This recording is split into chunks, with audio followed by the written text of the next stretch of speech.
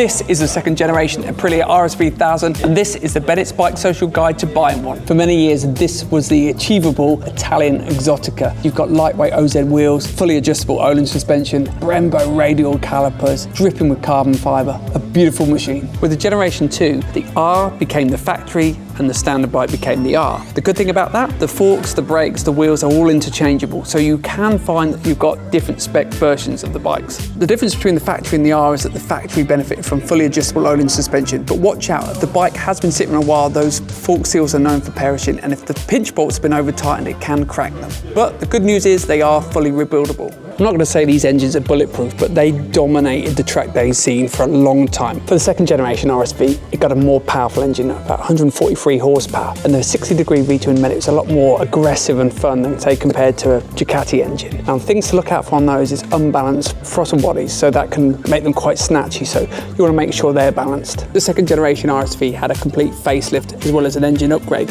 but it has twin exhausters standard. Make sure if it's got aftermarket exhaust that they have been properly set up for the fueling. Minor services are every 6,000 miles and major services are every 12,000 miles, which includes valve clearance check. Watch out for the clutch. They can often get air into the system, so if you're having trouble getting it into neutral, that could be a cause for that. So the Generation 2 has radial calipers on both the R and the factory models with braided lines as standard. You want a bit more power out of those, put higher friction pads in.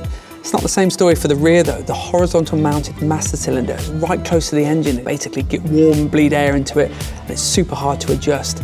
Some aftermarket rear sets change the master cylinder to a vertical mounted, so if the rear brake's not working so much on there, that's probably the reason. If you're a little bit small on the inside leg like I am, the RSV is actually quite a big bike, so riding it hard with that big tank and also the dimensions, it's quite a big machine. That's why the Tuono works so well with its high bars, but just bear that in mind. While Generation 1 RSVs were all over tracks and racing, by the time Generation 2 came out, the Lita sports bikes, the inline fours, had overtaken them, so they weren't tracked and raced as much. But if the bodywork is mint, it could be suggested that it's not been on for a while and the bike has been on track. So have a good look around for other signs of track use. One way of telling if it's been on track a lot is if damages to the rims.